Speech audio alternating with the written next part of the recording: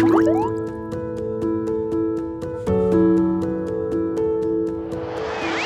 everyone, welcome back to my channel. I'm Sarah Pavan. And I'm Adam. And today we're watching Medalist Season 1, Episode 6, called The Night of the First Competition.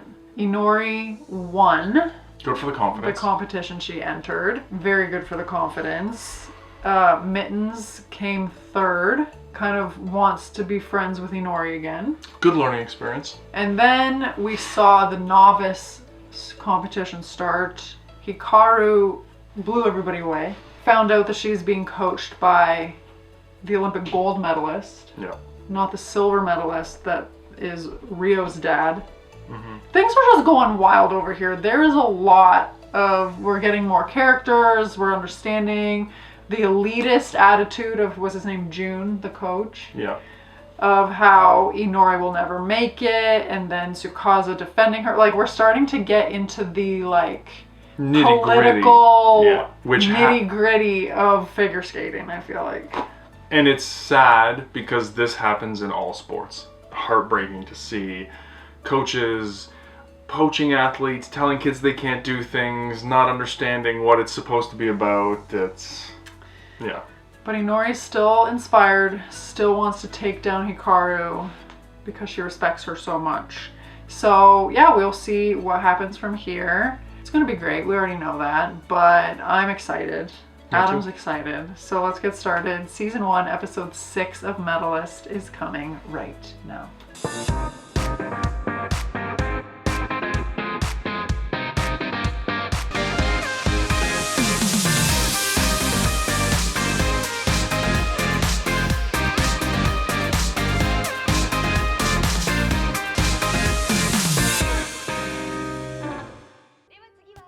早く食べ終わりなさいよ。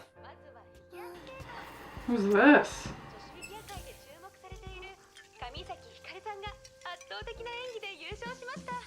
スケートやってるんだね。ああ、名古屋は盛んだって言うからね。どうしたの？今、司くんっぽいのが。あ、これ名古屋の大会だよね。 What is that, his niece? 横浜でスケートショーの仕事で頑張ってるって。でも。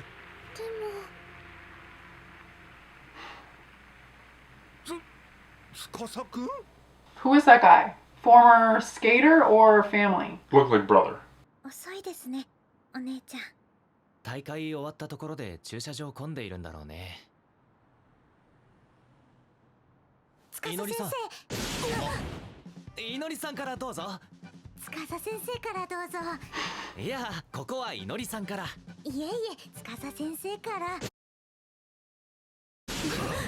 最初はグー、じゃんけんポン、あいこでしょ。しょ。よっしゃー。はい、どうぞ。この前申し込んだ1級のバッジテストってどのくらい難しいんでしょうか。なんだ、それなら大丈夫。今のいのりさんだったら簡単だと思うよ。本当ですか。じゃあバッジテストに合格できたら夏が終わる前に1級枠で大会に出られませんか。 大会？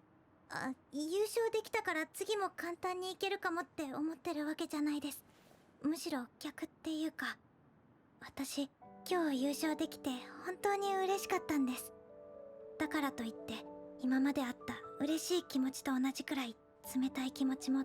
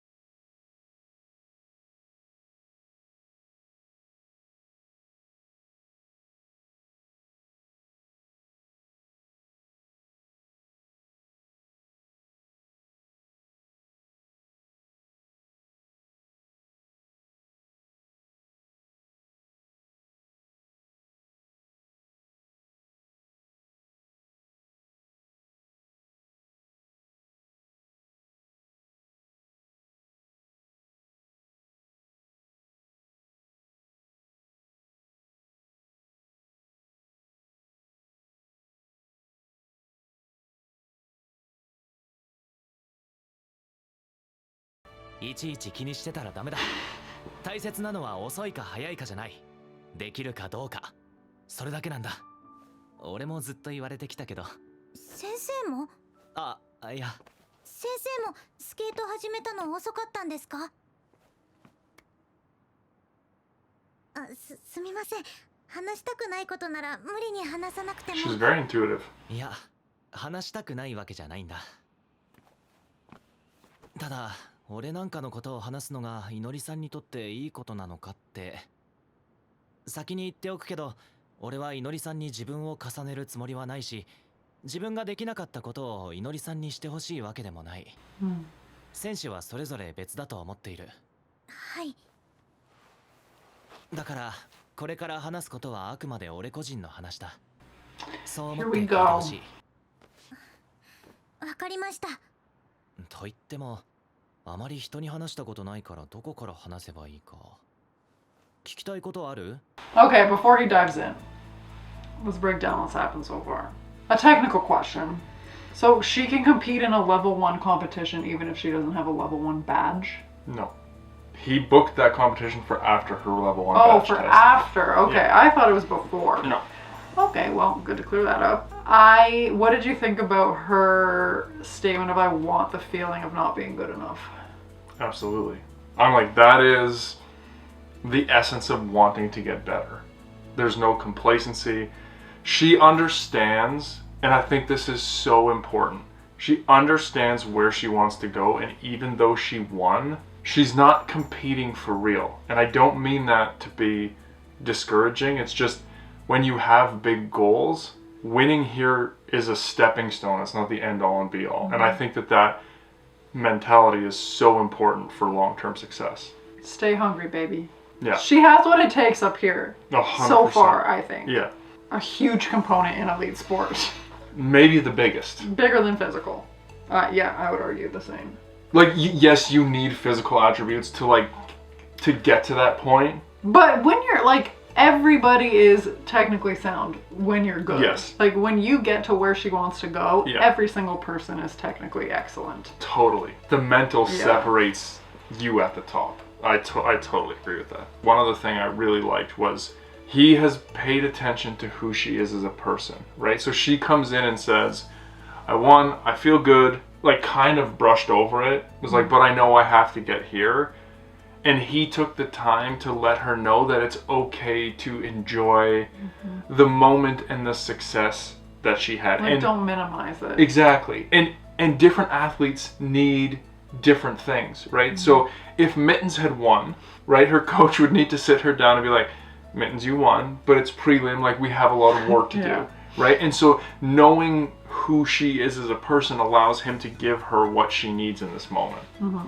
I just thought that was really cool. 先生が一番最初にフィギュアスケートを始めたのはいつ頃なのかとか。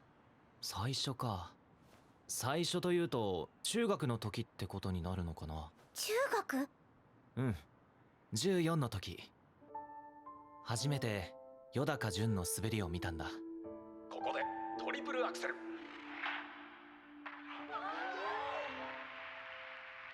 それで自分も始めようって思ったんだけど。初心者が今から？まあできないことはないけど。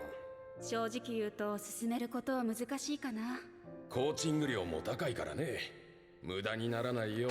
よく考えて。うちは兄弟も多かったからとても頼める額じゃなかった。そのまま高校に入ってスケートを諦めかけて。でもその頃運のいいことに宝くじに当たった。まさか。でも宝くじに当たる以上の幸運だったのかも。幸運？人を助けたんだ。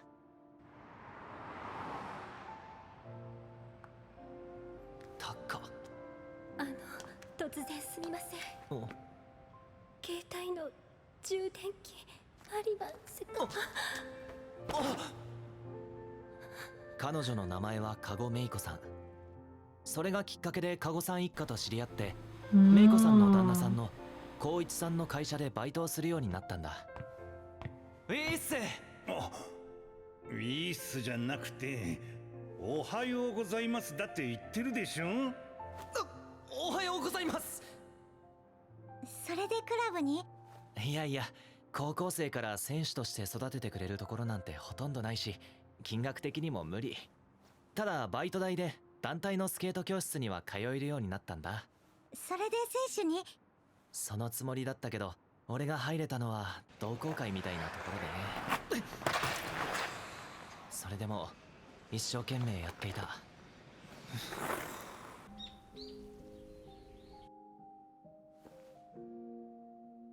カゴさんたちがずっと応援してくれていて、恩返しのためにもなんとか選手になって結果を残したい。 She checking him out, or is that him? Yeah. Okay, I thought she took a picture of his butt. でも経験もないクラブに通っていない人間がとても太刀打ちできる世界じゃなかった。カゴさんはそれでも援助を申し出てくれたんだけど、今からじゃとても無理だと思った。それで高校卒業の時、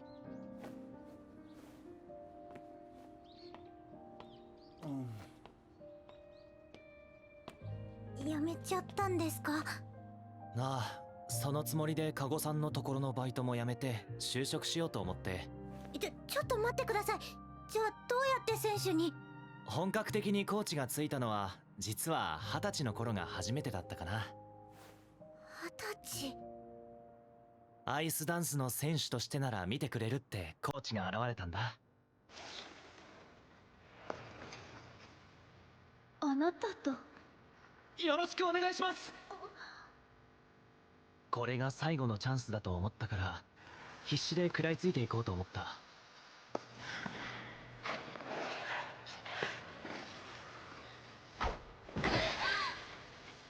あ、すみません。今のは私のミス。ごめんね。いえ、最初は俺と組むことに否定的だったひとみさんも、俺が必死だったからかだんだん認めてくれるようになった。さすがひとみ先生。それで全日本に出たんですよね。うん。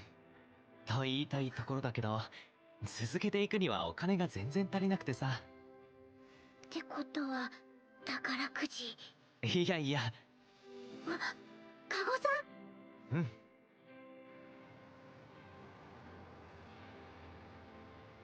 シューズのブレード変えたら一瞬でお金が消えた。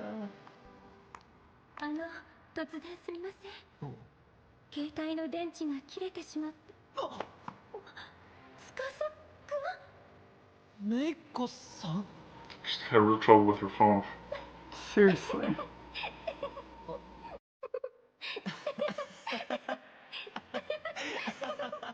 俺がまたスケートをやっていると聞いて援助を申し出てくれて。俺が2人の？ああ、その代わりに君のスケートをサポートさせてほしい。それならいいだろう。二人とも司くんじゃなきゃ嫌だと言ってるんだよ。今日からまたよろしくね。I know we haven't finished this story, but I just want to say, like, sometimes you make your own luck.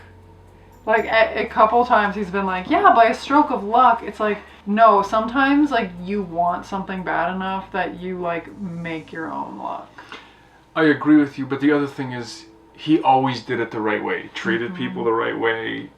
Didn't take anything for granted. Didn't want handouts. Worked for, like, you could tell wherever he went, that same kind of energy he put into trying to be a skater, he did everything the same way. And people noticed that, I think. Well, and I think this story really highlights a huge thing about sports is that, like, the vast majority of people who make it to the top level did it with the support of sometimes a whole lot of people, sometimes a small group, but like very, very, very few people ever make it there alone. And a lot of it is having access to the right coaches, to the right like to be that good, there's so many things that have to fall into place. I mean, you have to be exceptional yourself, but yeah, it's... But this like guardian angel type situation is like, is it rare for just like some family to take you under your wing? Yes. Have I heard of it? Yes, I have. But like, I think the Kato family just really personifies or like just the support system in general that like any amateur athlete needs to make it. Agreed. 全日本でなんとか表彰台にと思ったんだけど、結果は4位。そしてその後。No. I mean, we knew she was sick.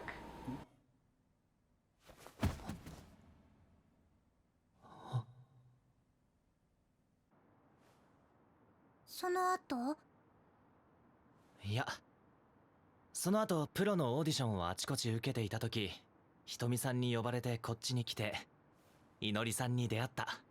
え、じゃあ私が先生の最初の生徒なんですか？俺、行ったことなかったっけ？なんかちょっと嬉しいです。Most people think that was a bad thing. そうだ。 She's like, I'm さ honored. っき俺が言おうとしてたこと言ってもいい？はい、何ですか？二人でちゃんと喜ぼう。え？初級だって優勝は簡単にできるものじゃない。いのりさんはすごいことを成し遂げたんだ。もっと二人で喜んでいい。喜びの出来栄え点 GOE プラス5を出すくらいの。喜びの GOE プラス 5？ そう、拳構えて。すみません、遅くな。なんでもないです。It's super cute. また今度でいいか。It's quite the beard. 人違いです。おはようございますでしょ。おはようございます。 Old habits die hard. 名古屋でコーチの仕事？はい、まだ駆け出しですけど。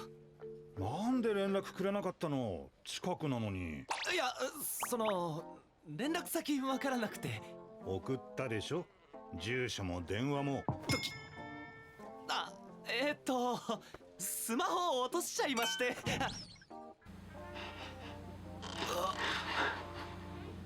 Kids are savage. いや、でもびっくりしましたよ。まさかカゴさんが急に。司くん。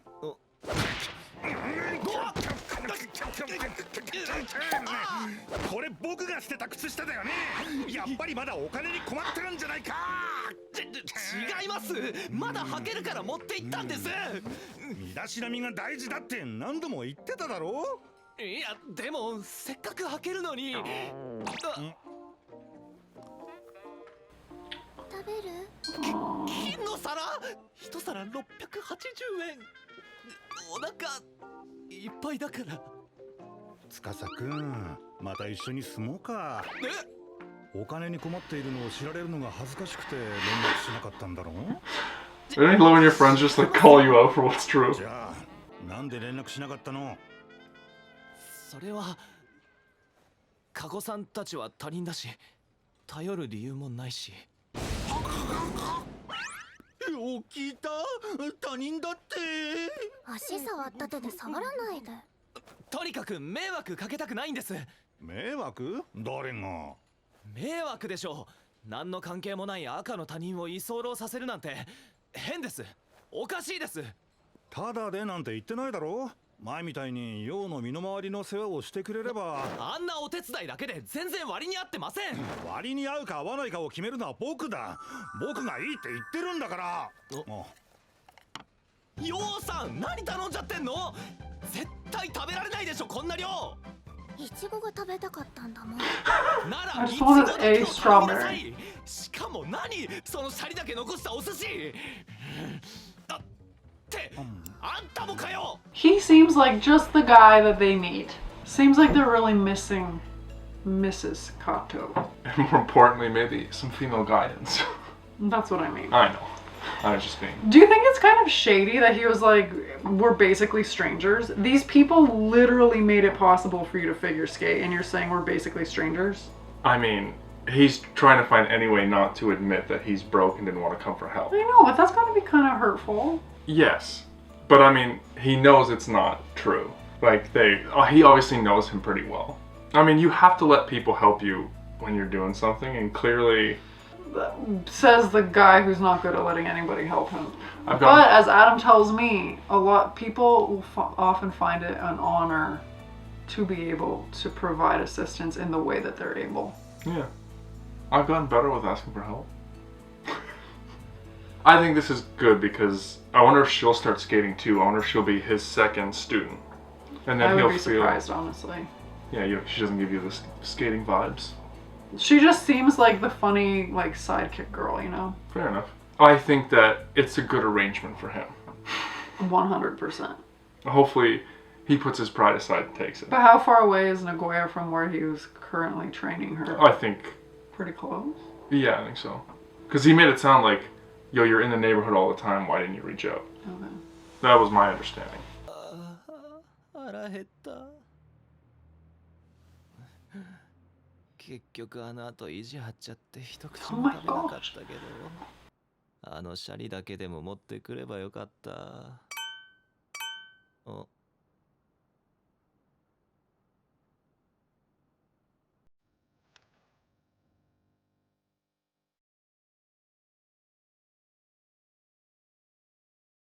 Who was that?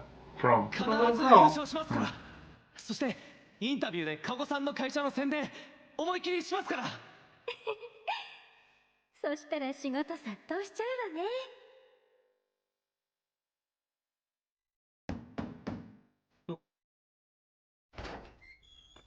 あ、カゴさん。悪いけどつけさせてもらったよ。やっぱりお金に困ってるんじゃない。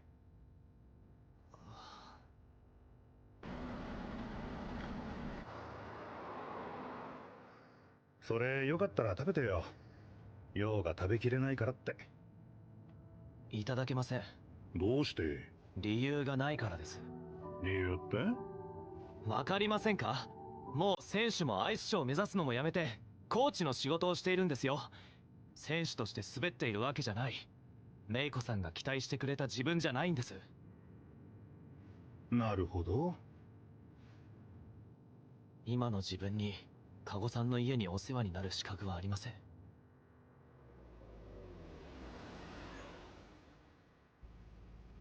司君はさ、なんでコーチになったの？なん I was waiting for this. 才能がないから教える側に回ったの？自分の無念を生徒に晴らしてもらおうって。違います。自分のことはもういいんです。ただ必死でスケートが上手くなりたいと思っている人を応援したい。 And I'm trying to do the 自 same 分が thing できる too. ことをしてあげたいんです。メイコも同じだよ。おメイコはさ、司君がスケートを滑っていたから応援していたわけじゃなくて、司君が本当に頑張っていたから応援したかったんだよ。でもせっかく応援してもらったのに、俺は何一つ期待に応えることもできなくて。 She didn't have those expectations. わからないかい？メイコはその君の頑張りに救われていたんだよ。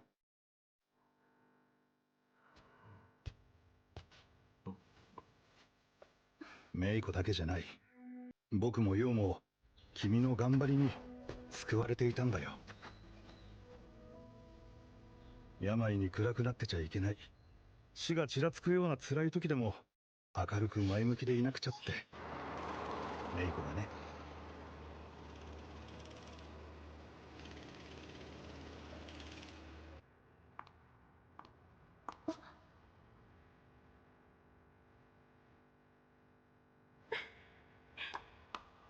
シューズのブレード変えたら一瞬でお金が消えた。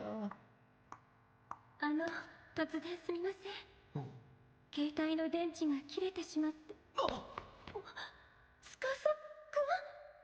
くん？メイコさん？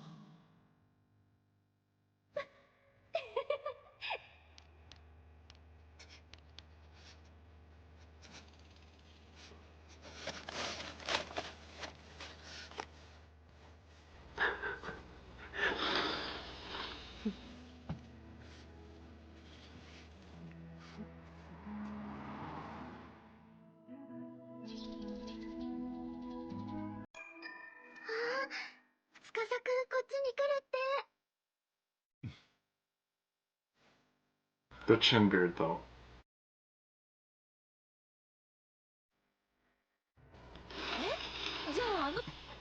Oh, I think that that's incredibly important to realize, and I think a lot of times you don't until you see it from another perspective. Like for him to work that hard and to do that, it seems like his work ethic comes naturally to him.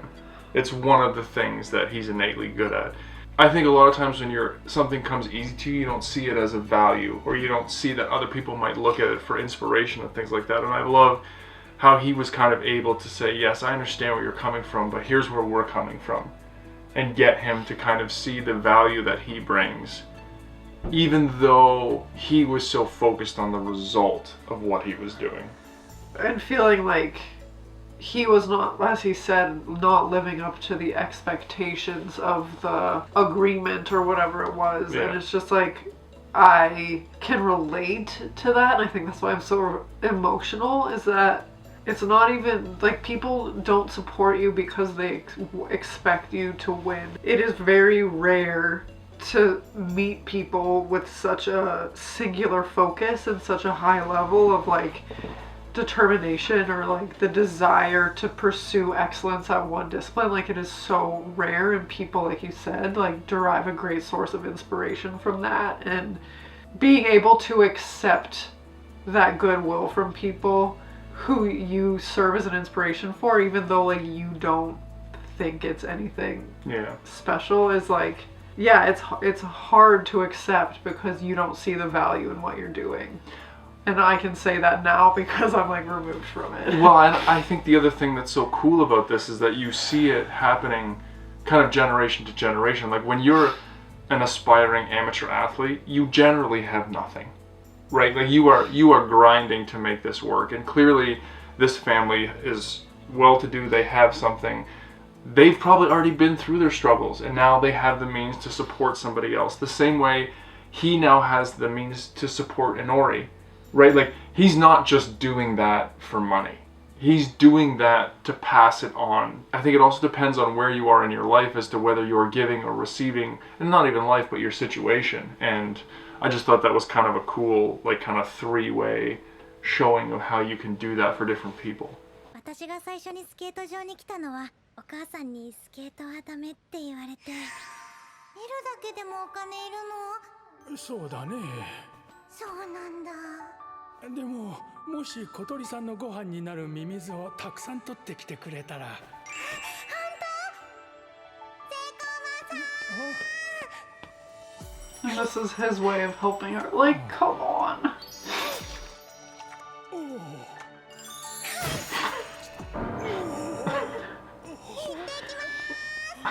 そんなことあったんだ。そういえば一時期ミミズじいちゃんって言われてたわね、セコマさん。That's so cute. あ、先生。何話してたの？私が最初にここに来たのはいつだったかなって思って。司くんの話したんだって、いのりちゃんに。うん、大した話じゃないんだけど。そんなことないです。14歳で興味を持って始めたなんてすごいです。それだけ頑張れるってことがすごいって思います。だから全日本の時何度も言ったでしょ。胸張って喜びなさいって。喜びの GOE プラス5ですね。Do you know what that means? 遅くなったけど、 Okay. 改めて喜ぼうか。はい。行くよ。優勝だ。優勝だ。わーい。やったぞ。優勝だ。優勝だ。優勝だ。優勝だ。嬉しい。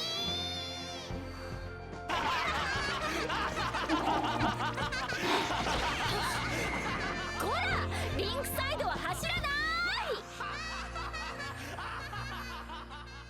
I like the backstory. I like the backstory. I like so many parts of that. Very relatable. I agree, but I think we relate to different parts.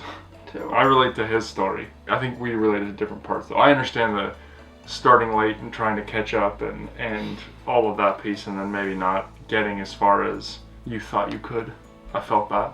And he's just gonna leave it there, everybody. Try to decipher that one. I had a very supportive family where I could do whatever I want. I played a lot of different sports, but I was driven to be good, but I didn't understand what it took. And I didn't have people around me, coaches or whatever, who had done sport at a level that exceeded like the first level of competition. Do you know what I mean? And so you don't know. And that's why I think I really like Inori. Like, she, from a very young age, grasped what it meant to get to here. I could see that, but I never understood the steps of getting to that. And so being able to compete in university was a huge deal.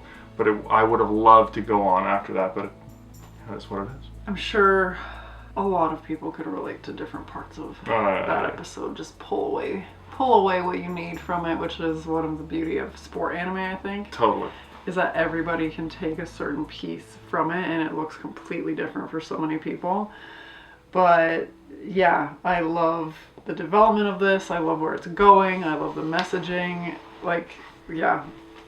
It was big tear fest for me today. Yeah, it was good to see the backstory. Like, to understand him as a character and his journey a little bit more, because I already loved their interactions, but now you can kind of see where it all comes from, and what we go through shapes us. It shapes how we interact with people. It shapes how we think. Especially, I think, as a young coach, because all of this it's not practiced. So what he's doing is innate, and eventually he'll come up to some innate things that aren't helpful, and he'll have to figure that out and change that and be mindful. And so it'll be curious to see his journey as a coach too. Let us know what you're thinking. Let us know your thoughts. I had a lot of feelings. Adam had a lot of feelings. I let them show. Shocker. But yeah, excited to hear what you guys have to say about this episode. And as always, would be so excited if you would like this video, subscribe to my channel, and stay tuned for more Medalist coming next week. Bye.